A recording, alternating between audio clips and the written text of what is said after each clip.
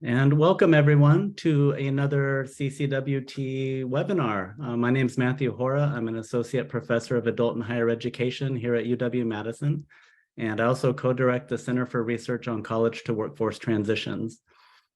One of the key things that we do at CCWT is education and outreach.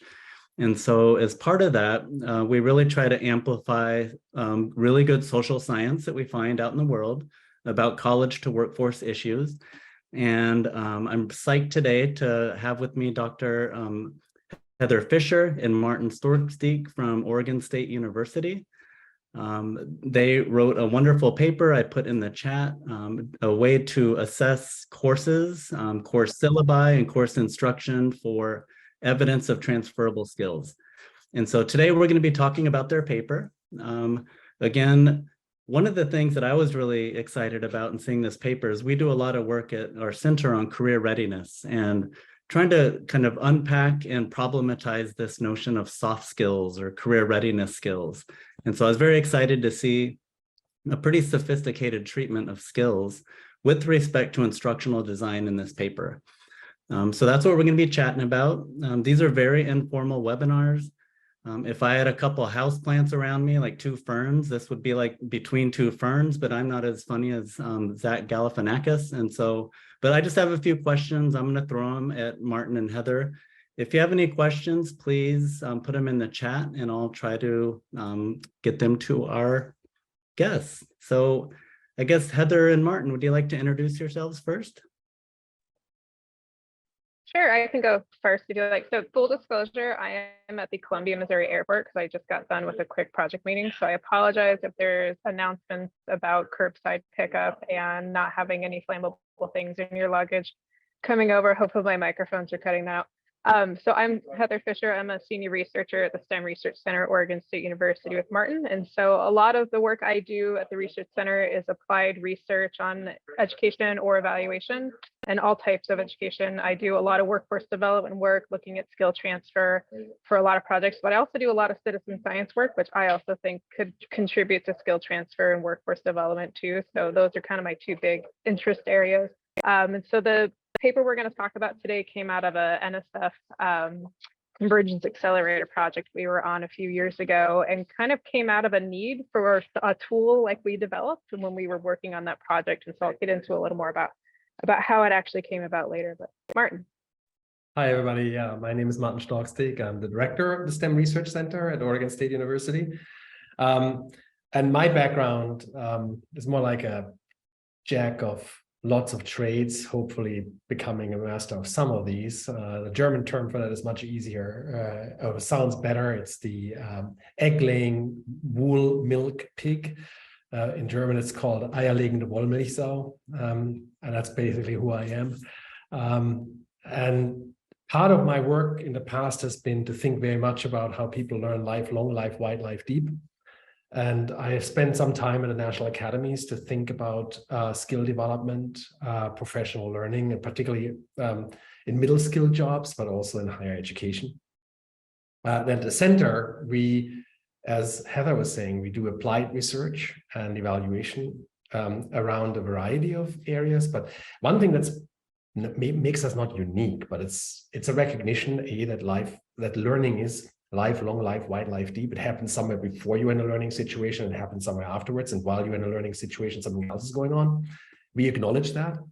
And the other thing we are acknowledging is that oftentimes you have the experts who know a lot about how to do instructional design, how to teach, so to say. And then there are the people who think about how people learn or how to assess it and so on and so forth. And we try to marry those beyond the Hail Mary approach. And so that's another thing we do.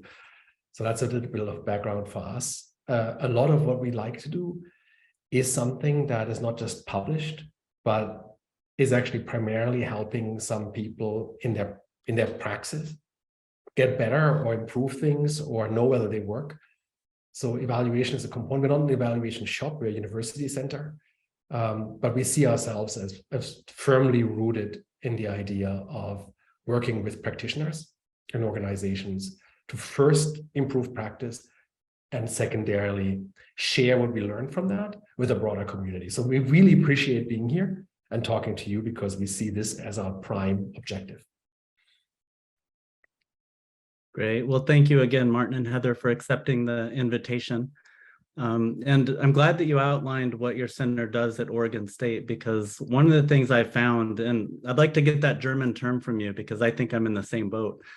Having background in cultural anthropology and educational psychology, but having done research in STEM education and now career readiness, I find they're very siloed communities. And so it's really good, I think, to have this conversation today, because I think especially a lot of the practitioners I engage with in career centers aren't probably reading a lot of the research coming out in STEM education and vice versa. And so this hopefully will be a convergence of different fields. And let's get started.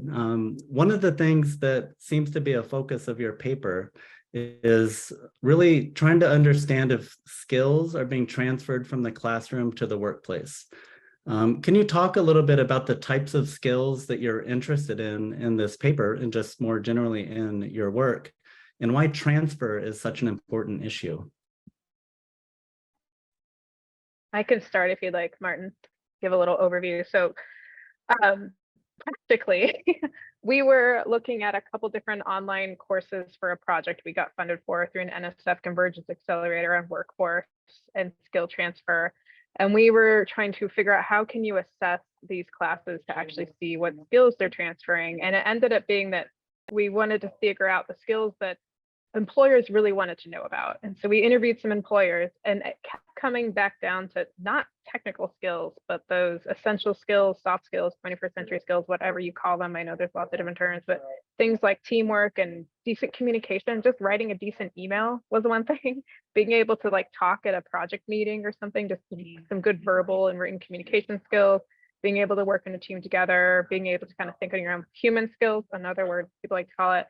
So the framework started coming out of those conversations with employers, and how can you assess and these different types of courses that are for like computer engineers or astronomers and different subject fields, assess some of these same human skills and an easy way, an easy to find way. And we really couldn't find an existing framework. So that's how the CAST framework came about. And I know Martin can delve a little deeper into how we kind of landed on some of these skills and our definitions of it.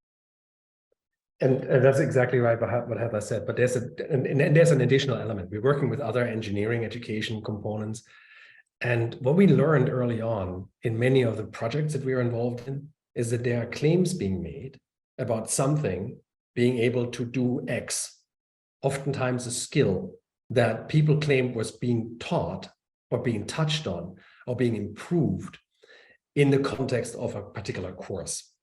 And we were getting skeptical about the degree to which that happens, because we find very little evidence that that's actually happening for good reasons. There's another component to this that informed the work we were doing, which is the whole idea of up and reskilling that comes from the idea that was essentialized in this accelerator project, because our project was about the idea, what if you are on a career pathway that AI supported big data analysis suggests is on its decline, but you have a set of skills, knowledge, and experiences that would allow you to work pretty safely with that set of skills and knowledge and experience, with slight tweaking somewhere else. But how do you translate what happens here to what happens there was a big issue that we were struggling with. And so it wasn't only how do you know what the skills are you need in order to, let's say, if you were a museum educator to work in a high school now, but what are the terms? What are the contexts in which these are wanted? Who is deciding what these are? That's why we talk to people about this a lot. But also trying to understand, how do you frame them? How do you, and to be honest, how do you sell yourself? Like, how do you even identify it in yourself that you have these? How do you speak about this? Knowing that different communities, like Matt, we are saying, like different communities are isolated from one another. They don't necessarily translate what one means to the next. But the biggest concern really was overclaiming. Like, people say this is happening here. People claim this, when you come out of this course, when you come out of this workshop, this is what you will have experienced. This is what you will have learned. And And then there comes the second thing to that. So that's one thing, like, is it done that way that it'll happen? But the other thing is, how will it endure? And how can you apply this in a new situation that is not course-based, that is not clearly defined within the realm that you are? And that comes from a concern that I had for a long time, and that the community of learning researchers has for a long time, that the national academies also try to address, which is the idea of deep transfer. Like, can I get something I learn in this instance applied somewhere else? A simple example, not one of those 21st century skills, but even thinking about welding. You learn the 3-point welding process in this community college class. Under those particular narrow circumstances, now you go out there and somebody tells you to do it differently. How will that look like? So that's basically where it came from. And so we're concerned not only about knowledge transfer or understanding transfer or process skill transfer, but as Heather was saying, once we hear these other things, how do you transfer these over? Yeah, we saw people would put in their syllabus, like, you're going to learn problem solving in this class. And then we would ask somebody like, hey, where are they learning problem solving?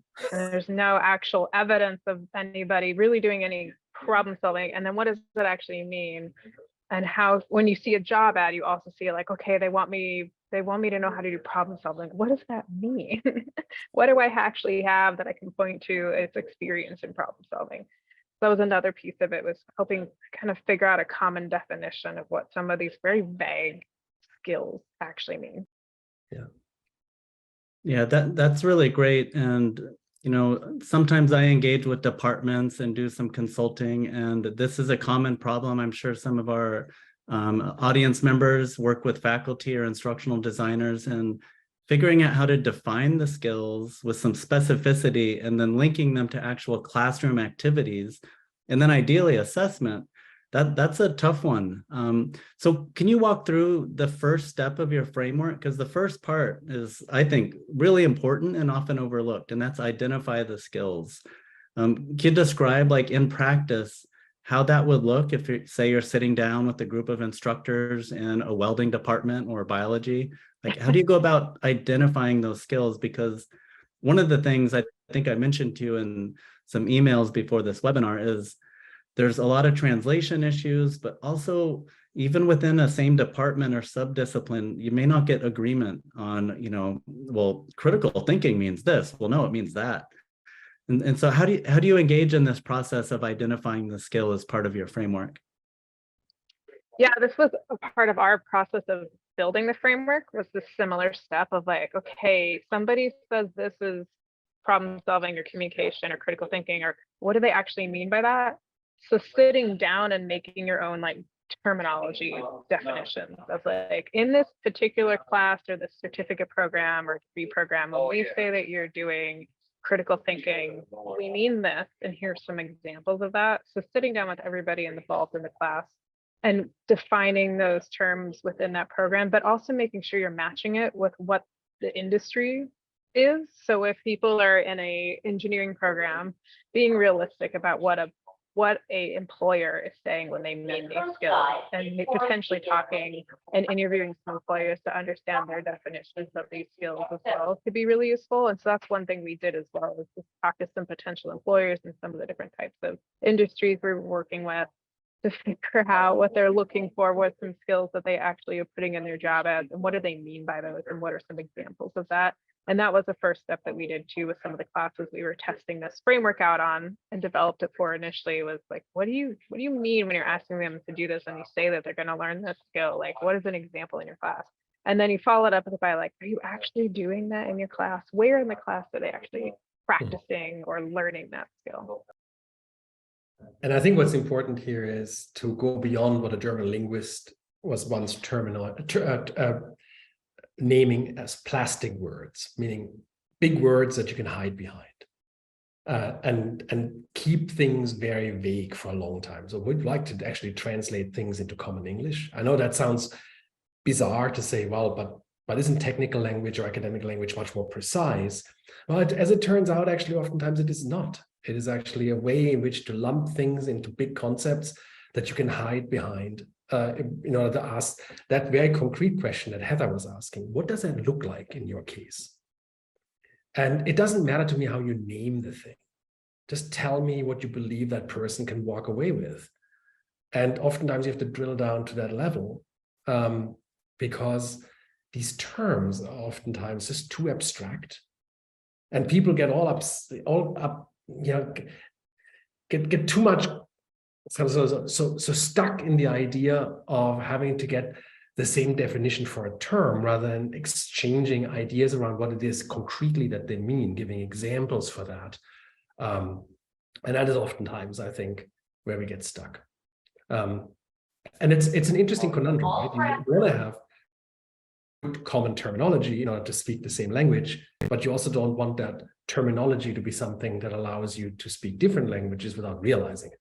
And that's actually probably the biggest obstacle we had. The other thing we experience is when you ask people what kind of skills do you convey without naming the example, and somebody comes up and tells you 20 different ones, was the first thing is to say, how realistic is it that in so many contact hours, you will be addressing fundamental ways in which people operate in the world, human skills, as somebody here says, in any meaningful way. So oftentimes this was, to be honest, primarily a very critical self-reflection for the instructional or course designers on what actually is realistic. When you go beyond the kind of, the marketing language, the self-motivation, the why is it important, what work I do, and actually ask critically, what do I actually get accomplished in this thing? Which it sometimes, that reality check is oftentimes a little, it's a reality check. It comes with maybe relief. Oh God, I'm not trying to solve the world's problems here. But it also comes with a sense of, well, maybe I have to change the way I think about this. Yeah, if people, I was just going to add, if people pick up our paper and get anything from it, it would be that first step. Just to sit down and reflect on what they're trying to teach, and they shouldn't be trying to teach 20 different things. Or defining okay, we're going to introduce this skill, but these are the ones that really going to practice, and actually I want to see them improve on at the end of the class time or something. But that's the critical thing. It's just sit down and reflect on what you're putting in your syllabus and being realistic about that. Okay, that's the one take home, everyone, from today's webinar. And I love it because I found myself sometimes working again with departments or groups of faculty. And in one case, they handed me a sheet of, I think they were the NACE competencies, so a list of 10 to 12 skills. And they said, we were told by administrators, we have to teach these this semester. And I said, well, that's going to be really hard because any one of these takes a lot of effort to do well. And they pushed back, and I haven't yet checked back with them, but I think it's a pretty common conundrum. I want to follow up, Heather, you mentioned kind of keying the definition of a skill like oral communication when it comes to the syllabus development or instruction with what employers are saying oral communication means in their field. I got some pushback on that idea a couple of weeks ago when I was giving a talk, when somebody says, well, what do you do if your department has no employer contacts and we have no time, we have no employer relations, none of us have worked in industry, we don't know what employers want, what things actually, how they're unfolding in the field right now in mechanical engineering in this case. Do you have any thoughts on that for people actively designing courses or helping to inform faculty about this issue? I think there's a few different ways you can do that. One thing that we did was actually talk to some course alumni who we had contact with and get their email addresses and interview them about, they just started a job maybe a year or two ago. What do you feel is the most important skill? So even not directly talking to somebody who's going to employ them, but actually talk to some alumni of the different programs that we were looking at. And the other thing I would say would be to the university or the institution yet, hopefully there's some department somewhere that has some industry contacts and that there's some industry relationship there. But I think it's important to at least talk to some former alumni that are currently in a position or see if you can begin an industry relationship or something with the general field that people from your program might be going into, because giving them some insights into like, this is why we're making you do this, because you're going to be expected to do this on the job, is really important. And some of the different classes I've been evaluating for undergraduate students, it's those classes that can say like, we make you work in teams. I know you hate teamwork, I know you hate working in a team, but you make you work in teams, because if you go get a job in the aerospace industry, you're going to have to do a lot of teamwork and a lot of remote teamwork and meet on Zoom all the time. And once they hear that, like, oh, I actually have to do this, and understand that this is practice for their future job that they're hoping to have in a couple of years, it makes them take it a little more seriously and be a little happier about doing that skill and practicing it and actually participating in the class in that way. And Matt, what you just described, that's a real issue, right? I mean, there's actually a project that we were initially a little bit affiliated with, but it moved in a rapidly another direction, where the whole project is about getting a system set up that allows employers to talk to universities about their needs, and universities to talk back, to communicate with employers and what they can provide. And the idea here is basically it's kind of a Tinder for for employers and universities to come together and see where their needs overlap, and or where what they can offer each other can overlap. One offers clients, the other one offers services. But it was also meant to create potentially an engagement between the two of them, to realign existing programs or to create new ones in case what the employers want is not being offered. So it was meant to be like maybe even a cultural change project, facilitated through some technical boundary object like this platform. But what's interesting about this is, Heather, you made some great suggestions.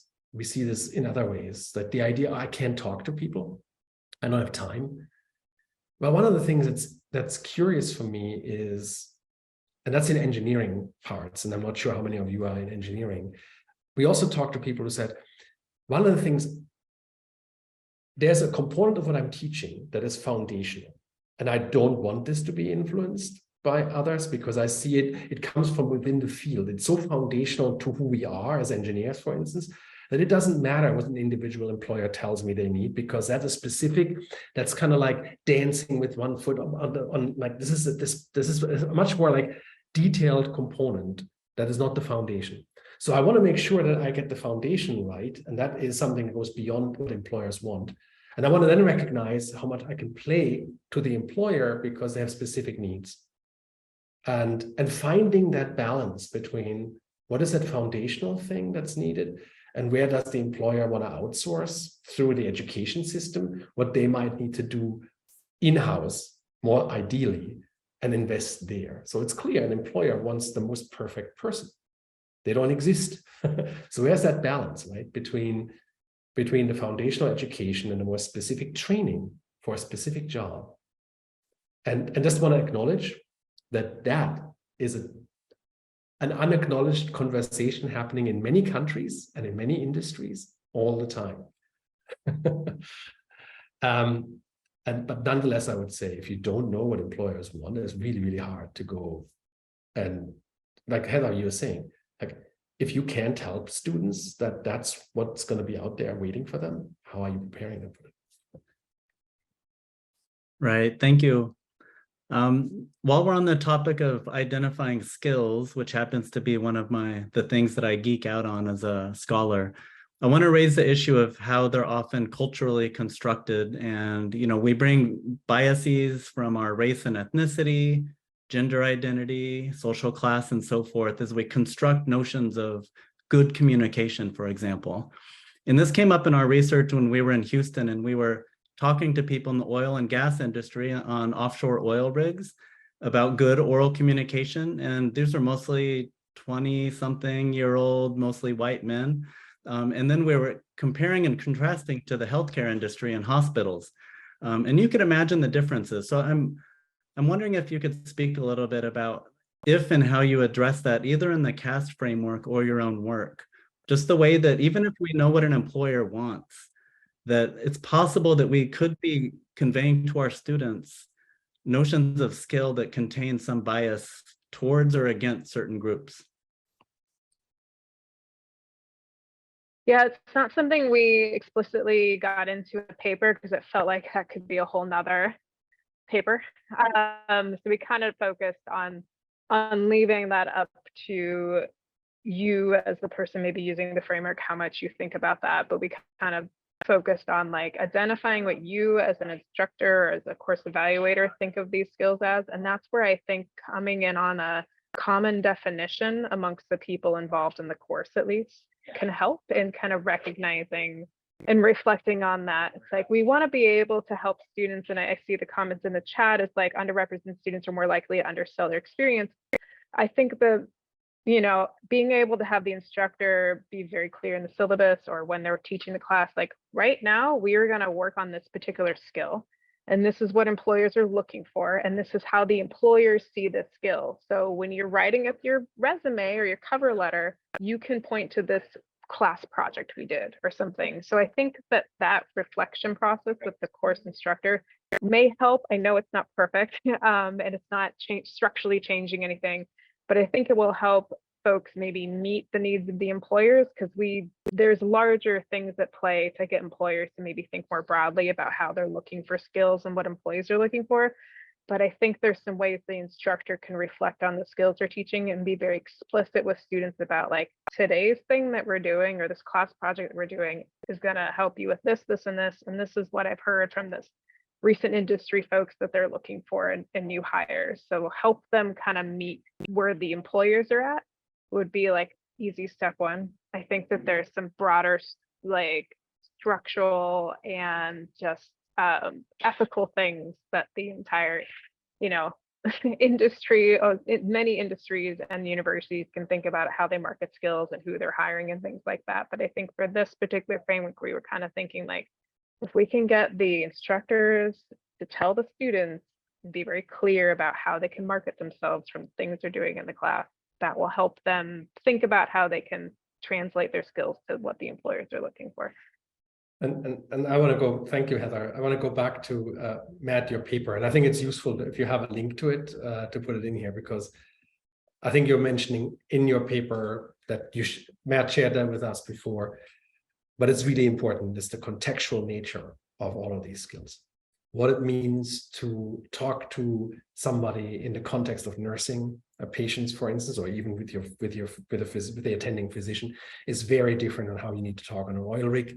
It's very different in how you talk at a NASA, project that you do remote. Knowing what these subtle cultural differences are, and then there's this other piece. I think Matt, you made a very good point in saying, and we need to be clear about this. There's a tension. What is culturally appropriate? We are trying to create community oftentimes by saying we're crafting something where people identify themselves as a nurse, a physician, a welder, a forestry worker, an oil rig person. And it comes with the baggage of ways in which to be that. And we tend to do this to narrow things down a little bit. It's an old tradition. I hate to use the term, shouldn't, but we're trying to get to narrower communities that have a sense of togetherness and a sense of overlap, and a simple way of being with one another, where there's implicit understanding. All of this is great in sense of efficiency within the community. It's terrible in terms of opening yourself up to new people.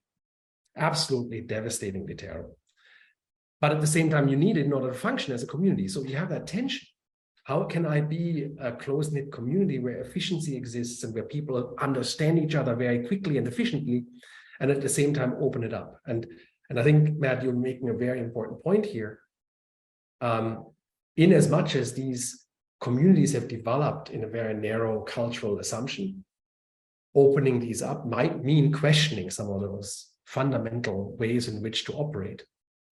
And when you do skill transfer, even think about skills and defining skills, you can fall into the trap of reifying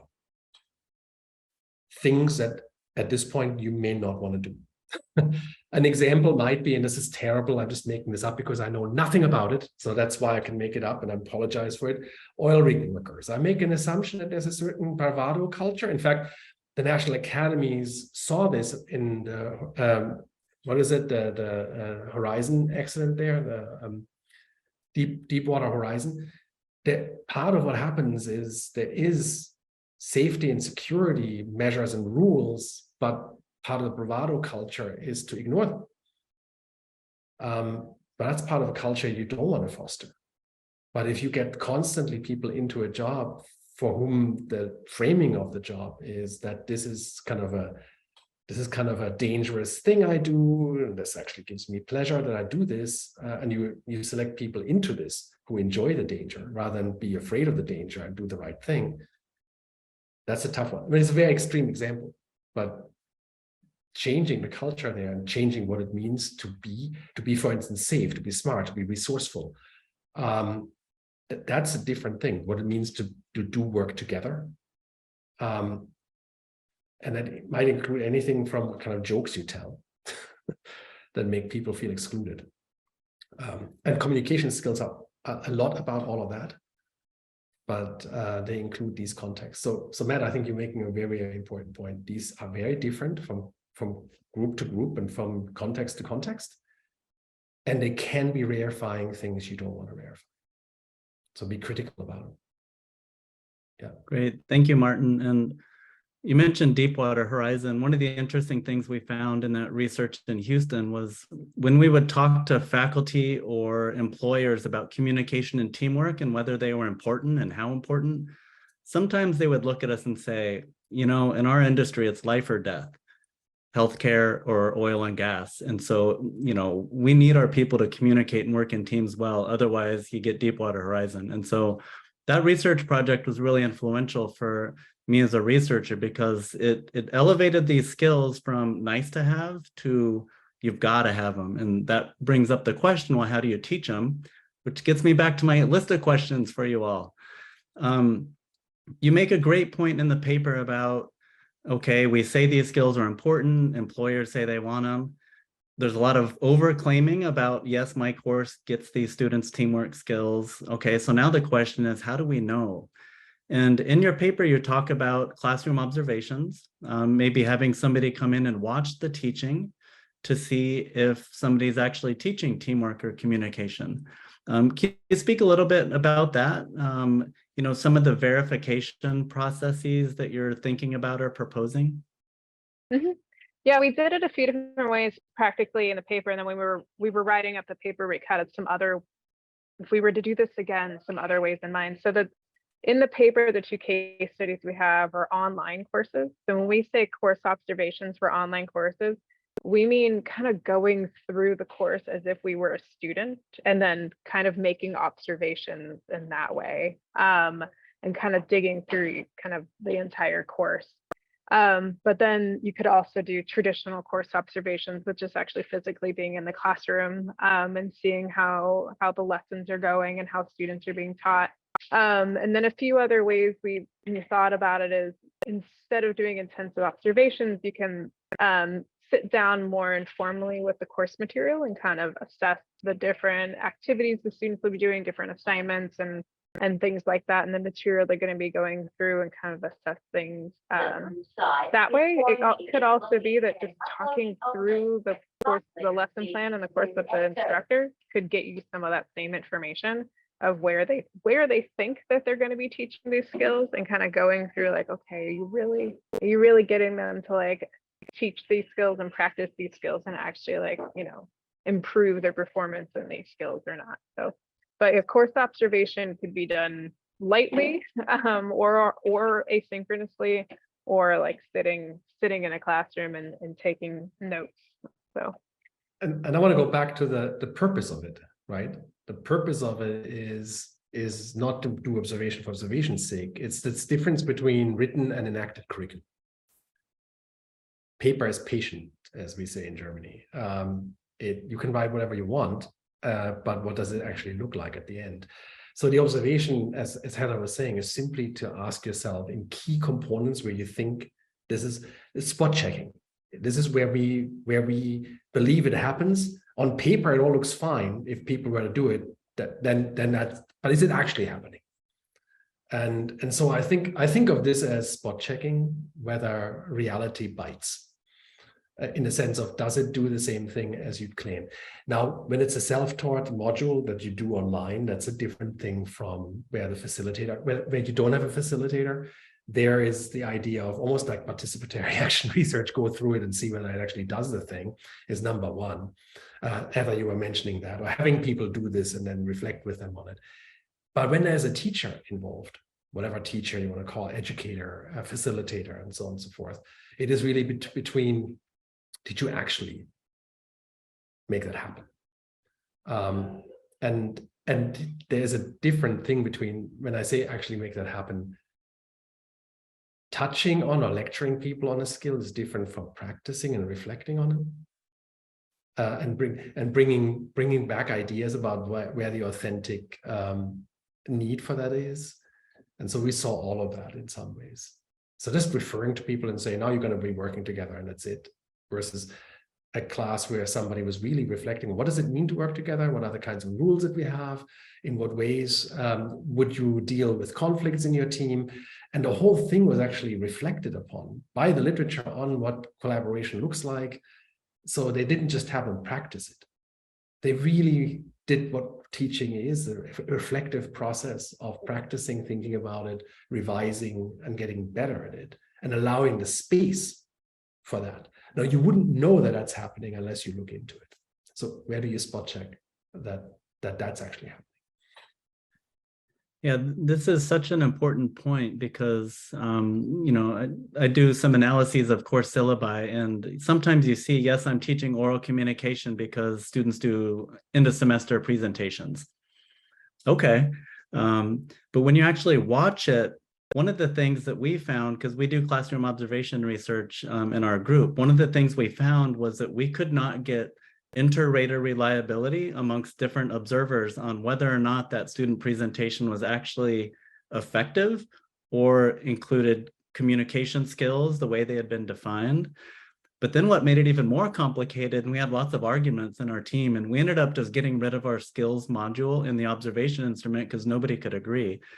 But we also found that things like small group work, right? It's not just teamwork, there's also complex problem solving sometimes, and then communication, and then you get these different skills layered in. And so when you're actually watching the pedagogy in the classroom, it can get really complicated really quickly. And it just raised some questions as I was reading your papers, reminding me of these issues we had. You know, when you're actually watching, what do you do about that? And I guess it struck me as you'd need highly trained observers, or I don't know. Do you have any thoughts on that? Just the issue of calibration, but also the fact that one pedagogical method, again, small group work, student presentations, actually could be like a Trojan horse for a whole bunch of skills that maybe the instructor doesn't realize or isn't intentional about. Yeah, we had the same issue. We started looking at things as implicit or explicit skill development. So if there was something like group work or some kind of assignment, it was like, what does the instructor think is explicitly going on here? And that's what we really count on. And then we would tag kind of like, all right, implicitly, this thing that they're doing is also involving problem solving or communication. And that's something that we would flag to talk to the instructor about later, like, you know, you have this great thing going on here. If you maybe called out and explicitly said to your small group project, like, you guys are going to practice these skills with a small group. Here's some best practices for these skills, some things you should, some good things for communication within your team or something. That would maybe let us check off the box of that activity in the class, practice all these skills, right?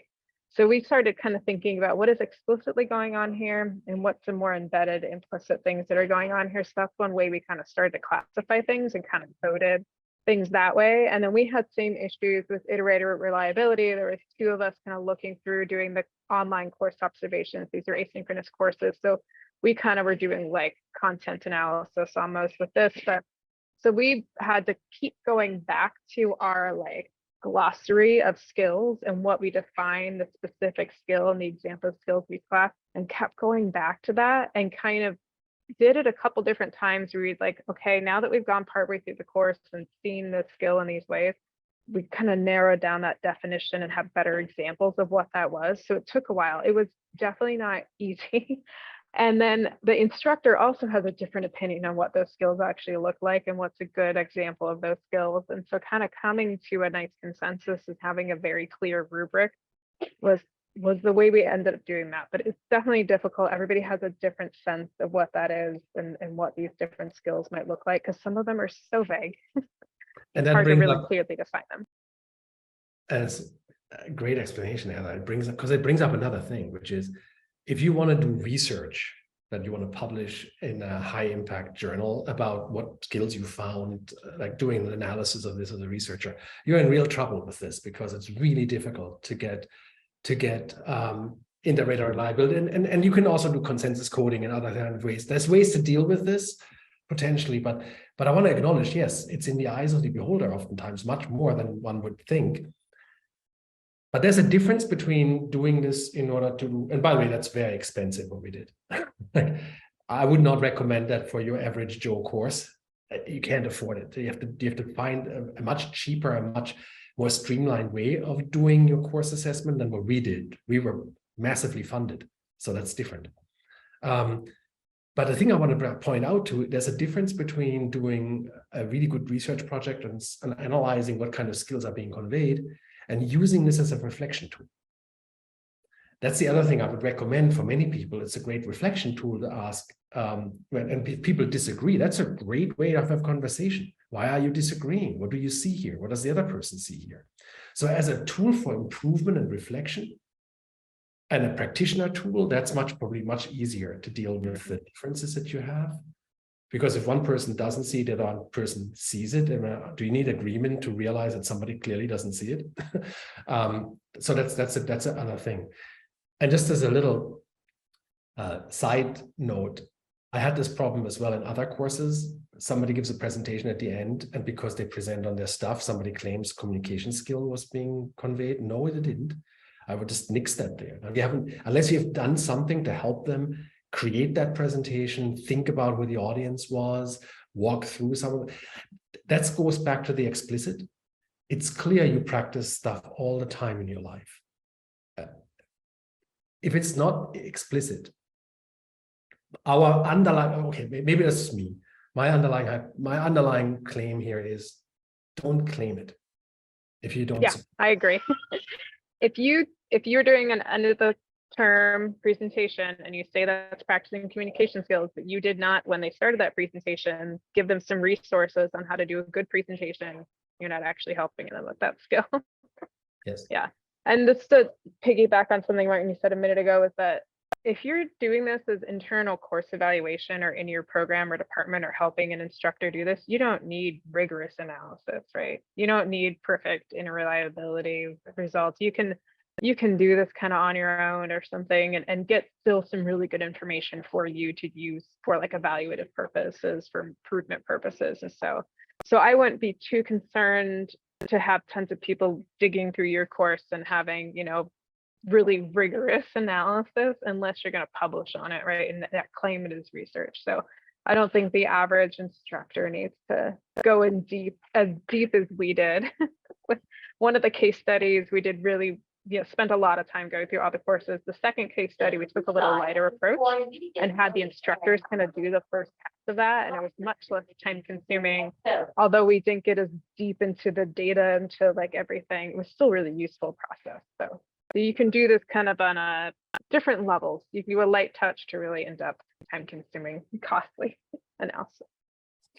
Yeah, that's a great point. And one thing I want to mention, though, about some of these observation instruments and just the act of doing classroom observations is sometimes they're used for very high stakes purposes. And one of the things that made me very uncomfortable when we developed our own observation tool was being told by department chairs or deans that this is going to be used to promote or not somebody. And I'm like, oh, no, please. And now that so-called soft skills or career readiness skills are increasingly being used for tenure, promotion, and advancement criteria in some colleges. It made me nervous as we were starting to develop some of these modules. But as time is running out, this has been a great conversation. I want to shift to my last question for you, and this has to do with assessment, because we've talked about identifying the skill, teaching it, and then there's the how do we know the student actually learned it? And in my faculty development class, where I teach faculty how to incorporate these skills into their pedagogy, that's probably the #1 question I get is assessment. How do we know? Is there a validated tool out there for skill X, Y, or Z? So can you speak a little bit about that question and that problem? How do we know that students have actually learned teamwork or critical thinking or what have you? That is a hard question. If you have the answer to that, please let me know, because we definitely don't. We talked about that so much, especially with the course instructors we were working with. We're like, how are you going to actually know that they can do this? And so there's a few different ways to approach that. It's like actually, 2 years after they do the course, like go to them and ask them to like do something. Like, you can't do that. That's really hard to do. So what we opted to do was much more passive. We asked them to do some reflective surveying, and we did a survey of course alumni that took the course a few years ago, these different courses that we tested this out with, and asked them to kind of reflect on the different skills that they were supposed to learn in the course, whether or not they use those, because if they aren't practicing them and using them, we weren't going to look into that too much. It's okay if they learned how to do some visualization with different computer software and then don't end up doing that. I don't expect them to be very good at it anymore because they don't practice it. So we asked them in a few different ways on this alumni survey to say what kind of skills they're using today, how they're using them, how confident they feel in those skills, and reflect back on attributing some of those skills back to the course that we were looking at. It's imperfect. It definitely has a lot of flaws, but that was the easiest way to get a sense of generally, are these students learning something and actually using these skills? And this was having students that maybe taken the course a year up to like 3 years ago that are in jobs and actually reflecting back on it. So that's what we landed on. There's other ways I've seen people do that, but it's definitely difficult. And there's hard, especially for these human skills, these 21st century skills. Like, how do you really assess that? That's a great question. And if somebody knows the answer, please let me know. So just to piggyback on Heather and Matt, you might actually give you space because you might actually have better answer than we have. One of the things is clearly within the course is some form of performance assessment that's embedded, that don't make it a separate test. I mean, if you design the course that there is a particular skill, whether it's resourcefulness, communication, internal communication, external communication, or some other of these, the idea that there is something they would do as a team, as an individual, that is a component of your work as part of a course, I would think as hard as I could about how to make that be a capstone thing or a component of the work they do in the first place. That's number one. The second piece is some of these things are not necessarily how you are able to do it, but how you think of yourself. So self-assessment. And there are tools that are reasonably good in terms of how they hold together and whether they measure that concept, whatever it might be, where people can do a self-assessment. And I mean, they come with limitations. It is how people see themselves, but that can oftentimes be what you want, right? And then there's peer assessment. So when people work in teams, let's say in your course, you can have other people reflect on this. Now, this comes with all sorts of complications, and you need to be aware of those. But this is actually helpful, particularly if it's a learning process, where you want to have people who work on, let's say, teams, begin to think hard about what it means and what it has meant to have that experience just had, how they think of others in light of what they did. So this kind of reflective peer assessment can sometimes be very helpful as well. Now, it doesn't work for all of these. So for some, there are psychometrics that you can use. Others, you need the transfer that Heather is talking about. Like, were you able to apply this later? And no matter how you define it. And then there's this idea of working with your peers, and then certainly performance. That the idea of, this is a funny thing, a story that I learned when I was at the National Academies, where somebody talked about this. He worked for Excel And how they taught Excel spreadsheet work was to have people work in Excel, and then there was a test separately where they asked them about the terms and how would you call this and so on and so forth in a multiple choice way. And he was horrified because why don't you just have them do a task at the end and see whether that thing that you claim was actually they were able to do. And I would not give that as a story if it hadn't been indeed related to millions of dollars of professional development that's been done, where this was the model. You test whether somebody can do it in a separate test that had nothing to do with what you learned. I hope that's not happening anymore. Yeah, in my course, I tend to shy away from recommending the nationally validated, like critical thinking assessments and so forth. And I really like one thing you just mentioned, Martin, about taking already existing assessments, research papers, exams, whatever, and trying to use those to come up with an evaluation of these skills. And I had an experience recently advising a historian, who first said critical thinking, we don't do that. And I said, well, what about logic and argumentation and evaluating evidence? And he said, oh yeah, we do that. And so that gets back to your first point of your framework, identifying and naming the skill. And I think part of the challenge here is just translating it for the disciplines. And then once he saw that, oh, logic and argumentation, yeah, of course, they do a research paper and I have a whole rubric about how to evaluate that. And I said, well, there you go. So now you could, at the end of the course, say, I can say how my students did on this particular skill. And he said, oh, so I've already been doing it. And I think that's one of the things that's happening out there is so many of our instructors are doing this in some fashion. It's a matter of translation and formalizing how we name the skills, link it to teaching, and then the evaluation piece. Well, this has been an amazing conversation.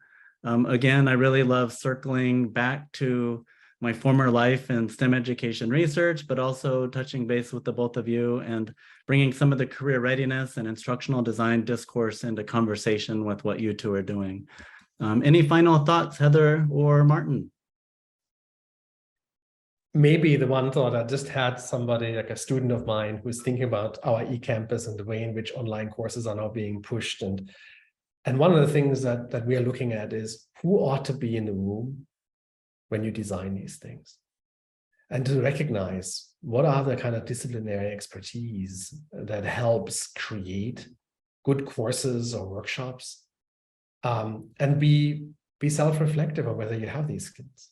Like if you don't have an assessment expert or learning researcher, how would you know how to assess it? So instead of whipping it out and coming up with something because that's what you've done all your life, maybe reach out to somebody. And it was really the question of who is in the room to lend their expertise and experience, and do you have all of these? That might be the beginning part of a conversation. That's useful to have. Yeah, I agree. I think that's another little nugget I hope people get out of the framework and the paper is not just identifying skills, but bringing together more than just you, the course instructor, or somebody helping with the course, to work together to identify those skills and have more of a team developing courses and assessing courses than like one person with a very narrow view of what they're trying to teach. Yes, career development staff and other disciplines for sure.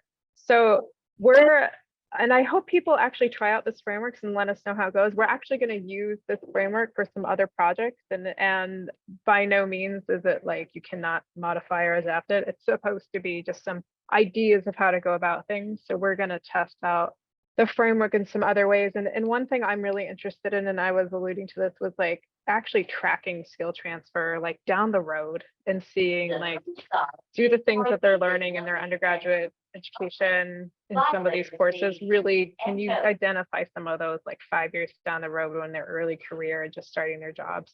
And that's something we're getting the chance to do in a NASA funded project. So I'm excited to kind of see how we can use this framework to kind of track like long-term skill transfer and see if people are still identifying some of those skills and reflecting back on their experience in some of these kind of experiential learning programs, what we're particularly looking at right now. So. Great. Well, thank you, Heather and Martin. I really look forward to seeing the rest of your work and how it evolves. Thank you, everybody, for joining. Our next webinar, I believe, is in April. We'll have Adriana Kizar from USC joining us to talk about change strategies and institutional transformation around career readiness. So please join us and have a great Wednesday. I hope that if you're traveling, you get to your destination and stay warm or cold wherever you are. I think there's a heat wave in the South. So take care, everyone, and thank you for joining. Thank you. Bye. Thank you.